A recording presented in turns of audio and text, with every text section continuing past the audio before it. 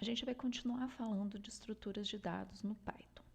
Agora o assunto são os data frames, que são estruturas de dados muito importantes, especialmente para quem vai trabalhar com análise de dados. Porque essas estruturas, elas agora têm duas dimensões, linhas e colunas. A gente tinha visto listas. Listas têm só uma dimensão, né? A gente tinha uma lista de elementos com os elementos indexados pelas suas posições. Então, os data frames, eles são as planilhas que a gente conhece.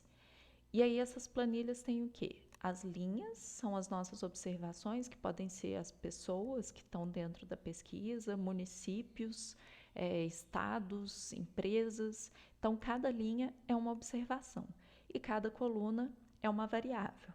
E cada variável pode ser de um tipo. A gente pode ter strings, como nomes de pessoas, sexo, etc.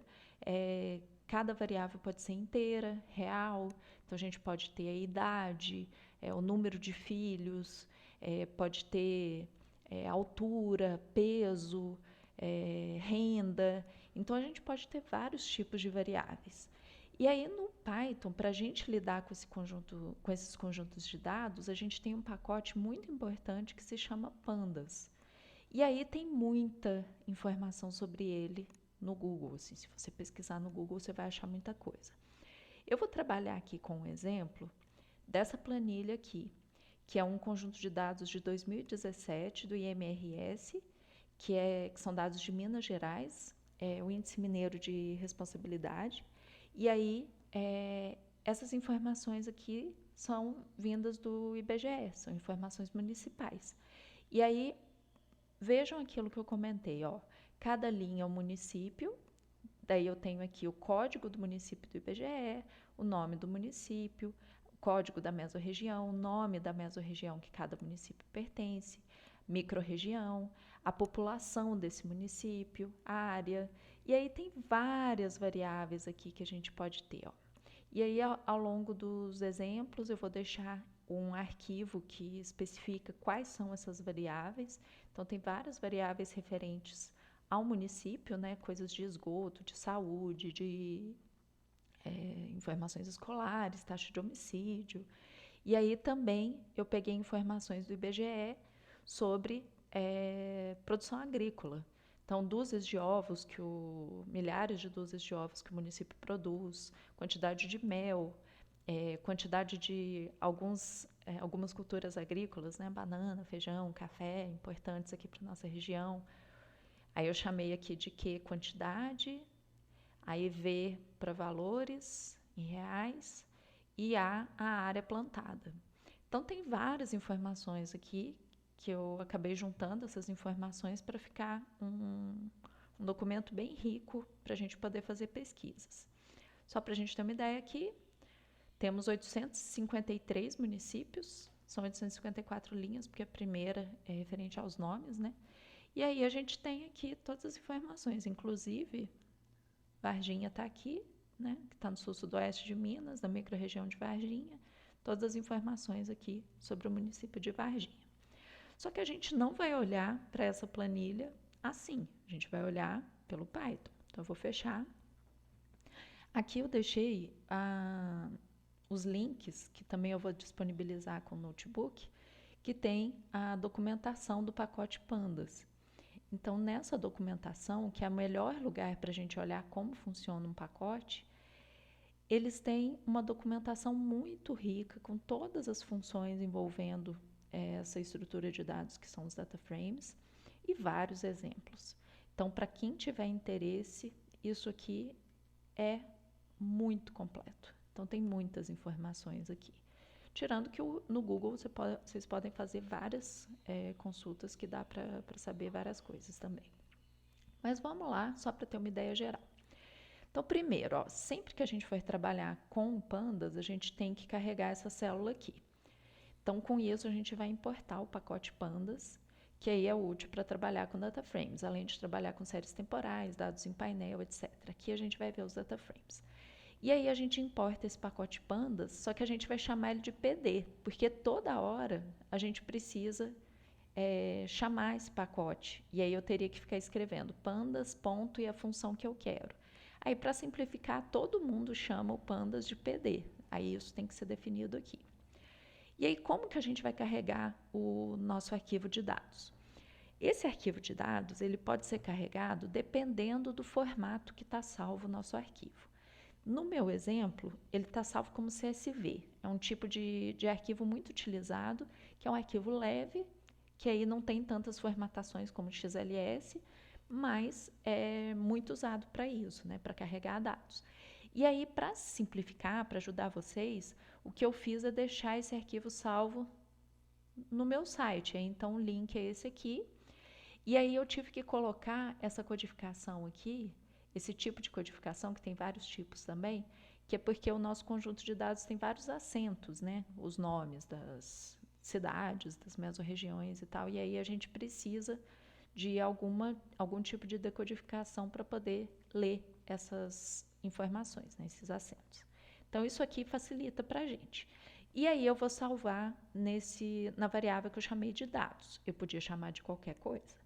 Então, nesse objeto, eu vou ler um CSV. Então, eu estou chamando aqui pelo pandas, eu vou usar a função read CSV, que aí vai ler.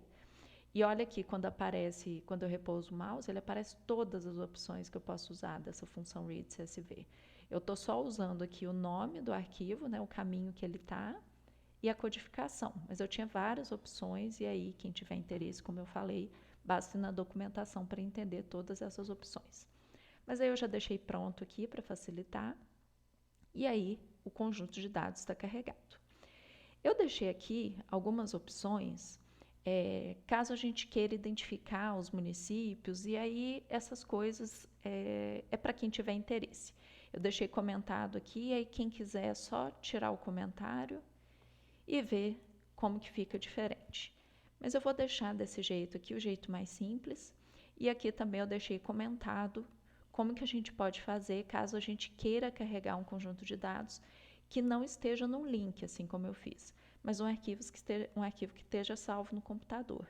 Aí eu chamei aqui de dados 1, e aí ao invés de usar o read CSV, eu vou ler um arquivo Excel, e aí esse arquivo aqui está salvo no meu computador.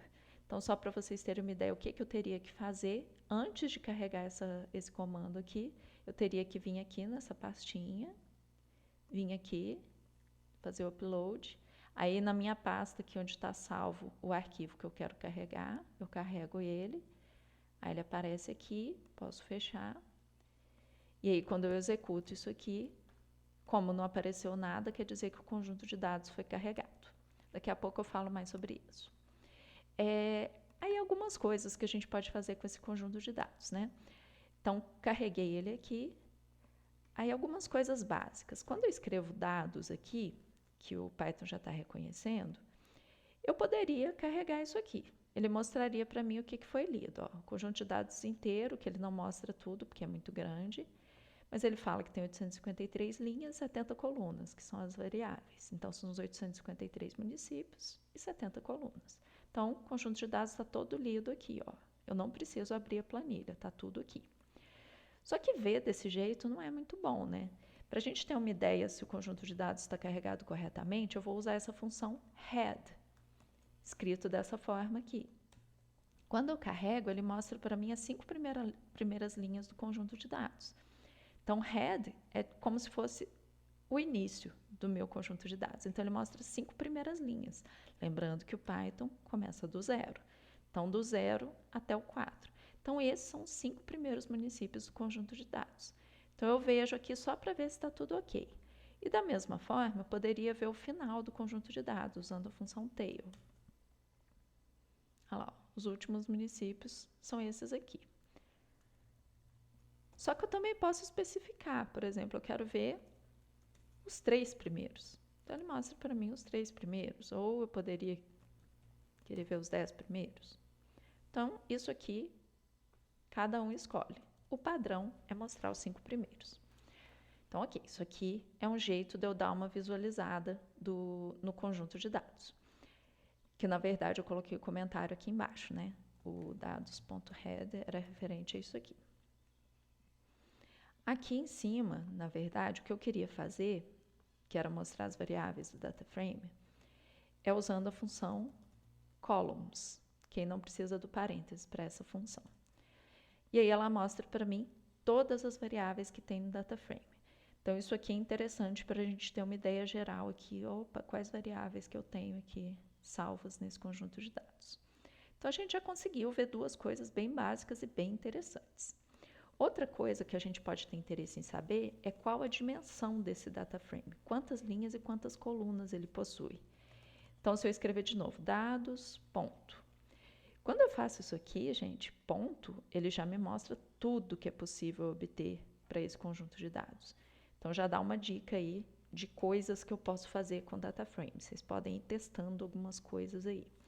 Então, tem essa função que chama shape, que ela mostra para mim quantas linhas e quantas colunas tem um conjunto de dados. Se eu quiser saber só o número de linhas, de repente eu quero saber alguma coisa específica, né? Sei lá, fazer um for em que eu quero andar pelo número de linhas. Aí eu vou usar aquela mesma função que a gente usava nas listas, que era len. Então, len, dados, ele mostra para mim quantas linhas tem um conjunto de dados. Ok? Então, isso é bem interessante. Tem uma outra coisa que eu posso fazer também, que é usando a mesma ideia de listas. Quando eu peço esse shape aqui, ele me dá uma lista com duas informações. Se eu escrever dados.shape da posição 0, ele retorna para mim o primeiro elemento do dados.shape, que na verdade é o número de linhas. Então, essa função e escrever dessa forma é o mesmo resultado. Se eu quiser saber quantas colunas tem, eu poderia usar dados.shape da posição 1. Então, o número de colunas. Então, essas aqui são as funções mais básicas envolvendo data frames. Então, para a gente poder começar. Só voltando aqui, quando eu carreguei esse conjunto de dados de área, aqui um outro exemplo, né, usando o Excel, eu poderia ter usado dados1.head, só para ter uma ideia como é que é esse conjunto de dados aqui. Então, tá vendo? Eu tenho um conjunto de dados aqui que, na verdade, é referente só à área plantada dessas culturas para os municípios de Minas Gerais. E aí, quantas informações eu tenho? Então, como isso aqui também é o data frame, eu posso pedir a função shape, por exemplo. São 853 municípios, só que 23 variáveis. E aí, quais as variáveis que eu tenho? Usando a função columns, eu vejo todas as informações sobre o município e mais a área plantada de cada uma das culturas. Então, é isso por enquanto.